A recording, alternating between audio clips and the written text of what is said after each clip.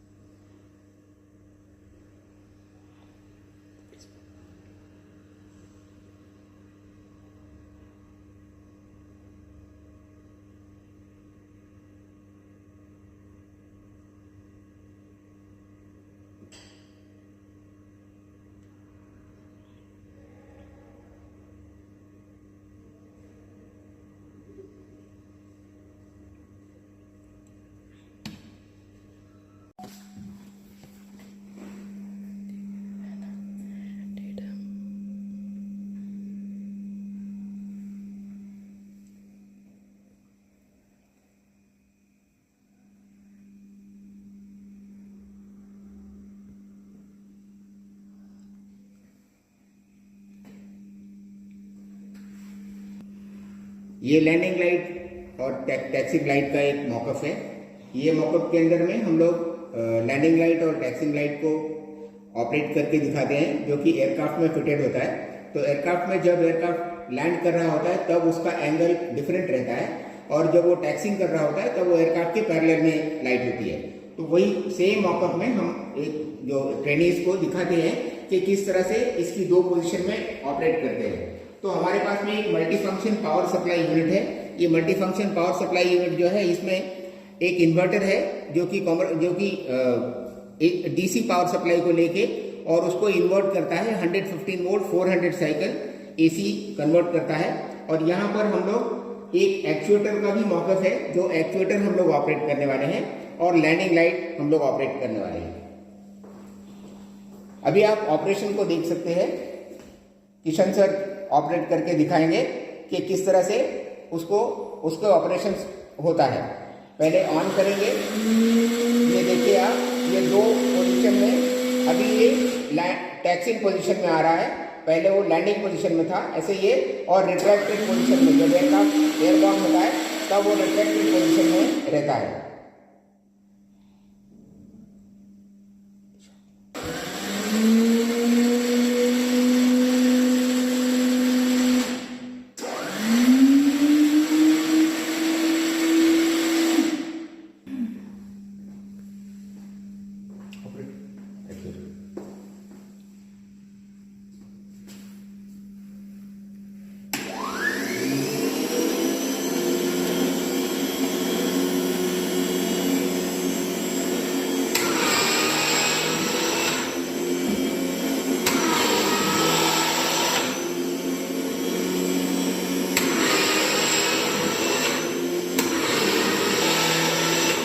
ये एक linear actuator का ऑपरेशन है। बहुत एयरक्राफ्ट में बहुत सारे ऐसे वाल्व्स होते हैं जो लीनियर एक्चुएटर से ऑपरेट करते हैं हम लोग। ये सिर्फ इसमें क्लोजिंग और ओपनिंग होता है। इसी तरह से रोटरी एक्चुएटर्स भी होते हैं जिसमें हम लोग फ्लैप्स को या एलरॉन्स को ऑपरेट करते हैं, तो उसमें रोटरी मोशन होता है, वो भी इलेक्ट्रिकल मोटर से ऑपरेट होता है। यहाँ पर हम लोग जो एक्चुएटर है, ये सिर्फ कोई भी पंप्स को या क्लोज करना या ओपन करना, या पैसेज को, फ्यूल के पैसेज को या हाइड्रोलिक फ्लूइड के पैसेज को हम लोगों को क्लोज करना है या ओपन करना है, उसके लिए ये लीनियर टाइप के एक्चुएटर्स यूज होते हैं।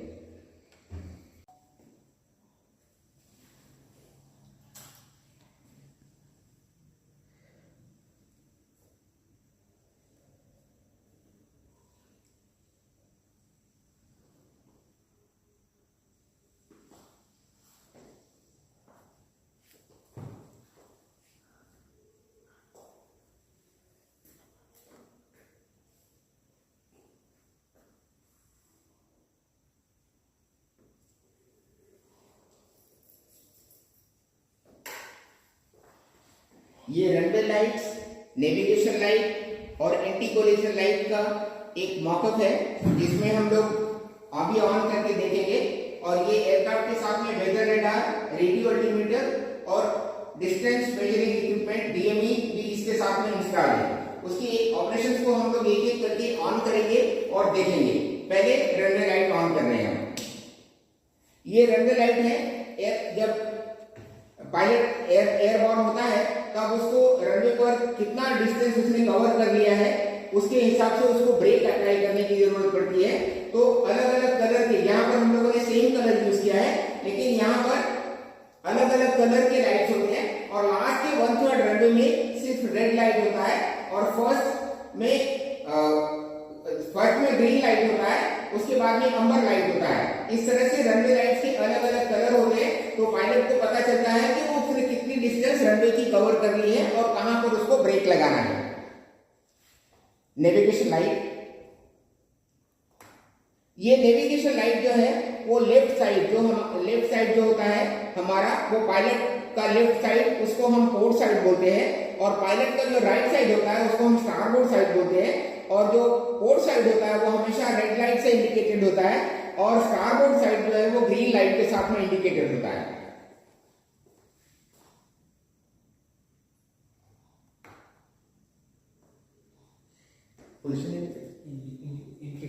ये एंटी कोलिजन लाइट है, जो हमेशा से फ्लिकर करता है। तो अगर एयरबॉर्न कोई भी एयरक्राफ्ट होते हैं तो उन लोगों को ये पता चलता है कि यहाँ पर एक दूसरा भी एयरक्राफ्ट फ्लाई कर रहा है, तो उसके हिसाब से या तो उससे कांटेक्ट करते हैं या एटीसी से कांटेक्ट करके अपनी हाइट्स को और स्पीड को और डायरेक्शन को एडजस्ट करते हैं सो दैट की कोलिशन अवॉइड हो सके। उसके साथ साथ ही स्ट्रोब लाइट भी होता है जिससे, और टेल लाइट, ये सारा पूरा एयरक्राफ्ट की एक पोजीशन को इंडिकेट करता है। और अभी हम लोग देखेंगे वेदर रेडार। जो वेदर रेडार, अल्टीमीटर और डीएमई, इनके ऑपरेशंस को भी हम अभी देखने जा रहे हैं। जैसे एयरक्राफ्ट अगर एयरबॉर्न होगा तो उसको, उसकी हाइट को किस तरह से उसको पायलट को इंडिकेशंस आएंगे वो भी आप देख सकते हैं। तो कोई भी अगर ऑब्जेक्ट सामने आता है तो एयरक्राफ्ट जो है अपनी पोजीशंस को चेंज कर लेता है। जैसे आप देखेंगे कि किशन सर अपना हाथ सामने रख रहे हैं तो उसके साथ में वो अपना एयरक्राफ्ट का ये डायरेक्शन चेंज हो जा रही है। तो कोई भी ऑब्जेक्ट अगर सामने आता है तो उसके हिसाब से पायलट अपनी डायरेक्शन को एडजस्ट, पायलट नहीं है, ऑटोमेटिकली एडजस्टमेंट हो जाता है। अभी हम रेडियो अल्टीमीटर के ऑपरेशन को देखेंगे।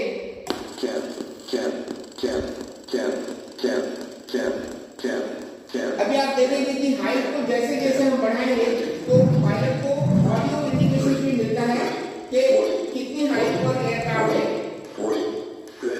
तो एयरक्राफ्ट लैंडिंग के लिए अप्रोच कर रहा होता है, कितनी हाइट से उसको लैंडिंग करना चाहिए वो उसको ऑडियो इंडिकेशन से, ऑडियो सिग्नल से उसको देता है।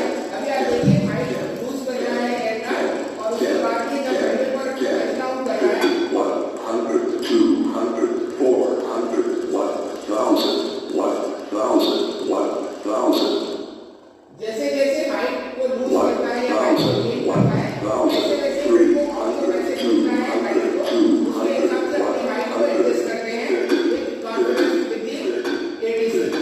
40, 40, 30, 30, 20, 20, 10, 10, 10, 10, 10, 10, 10. सारी लाइट्स को स्विच ऑफ करेंगे। Electrical test bench. Now I am going to explain what are the functions going to be performed by these electrical test bench. So first of all, this is the induction motor which with the help of a belt it is connected to the alternator, and this is the three-phase alternator, and we are carrying out the functional check, endurance check of three-phase alternators, connecting the field excitation externally from this point. It is connected for the alternator excitation system. Then this alternator is run by the induction motor, and here we have got a speed control which is done by the auto transformer. Then we have got a motor on off switch. So first of all, when we put on the power supply, then there is a main CB which needs to be put on. And after putting on the main CB, then we put on the switch for starter of the motor, then and keeping the regulator at the minimum position. Then slowly when we increase the voltage of the induction motor, then we can increase the speed of the alternator. And when the sufficient speed of the alternator is built up, then we need to put on the excitation switch, which is a DC power supply given for the excitation of this alternator. And when this excitation is given, then this alternator starts giving output supply, which can be monitored from these indicators: phase 1, phase 2 and phase 3. These three indicators will indicate, and these are the electric bulbs which will indicate each phase's output. Also has got a TRU output is available here, rectifier output, and this output is a DC, which this takes a AC from the commercial power supply and steps down it, and then there is a full wave bridge rectifier which turns it into a DC, and DC power supply is available from here for any other functions, any other purposes, any other testings we can do from the DC power source. Yes. This is the DC starter motor. This starter motor is working on the DC, and DC power supply is given from the output of SMPS, which is internally connected to this electrical test bench. From there DC output power supply is available. So because the starter motor takes higher power supply, so therefore we need to make a selection between the 10 ampere and 1 ampere. We keep it to the 10 ampere so that the maximum power output is available for the operation of DC starter motor. See the verification of Faraday's law of electromagnetic induction. Here EMF is generated in the coil, which is wound on a core, and this core is inserted. Inside there is a magnet, and the magnet moves forward and backward. By moving the magnet forward and backward, actually the lines of force are interacting with the winding, and the output power supply is available, which can be monitored on the galvanometer here. Here we can change the speed of this, and by changing the speed actually we can either increase or decrease the voltage output, which again can be monitored from the galvanometer.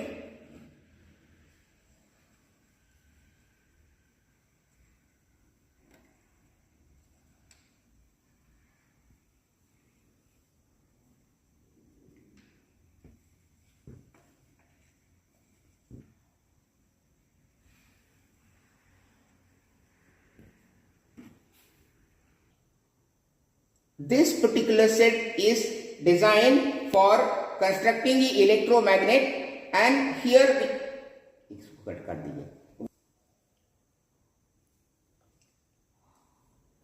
this is the assembly for using in the construction of basic electromagnet and testing by increasing the ampere turns and magnetizing current.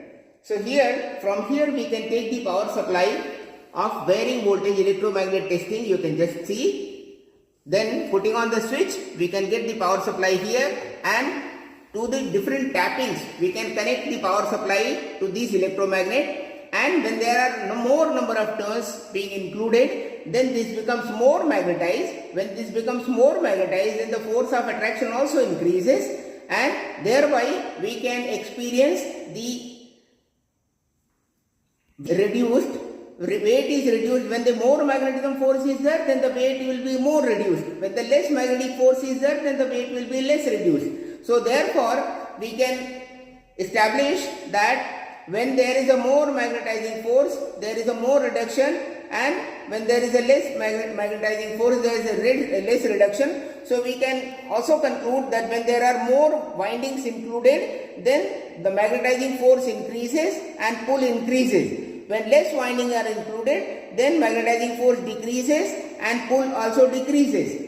This is that when more number of turns will be used, more magnetizing force will be there. When less number of turns are there, less magnetizing force will be there. Similarly, when the more current is increased, so more magnetizing force will be there. When less current is there, then less magnetizing force will be there. However, this is true only up to the saturation. When this core gets more saturated, then furthermore, even if you increase the more number of coil, there is no increase in the magnetizing force.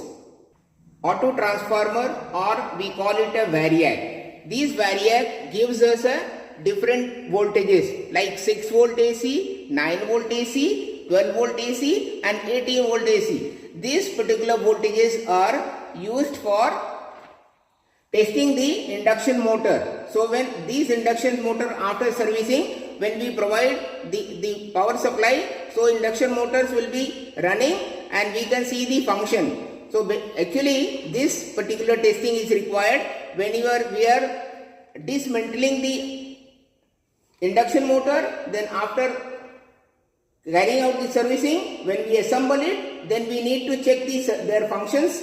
So for that there is a point provided here, we have to put it on and we can test the function of the induction motor. Transformer, there is a practical in which we carry out the transformer no load test and the transformer full load test.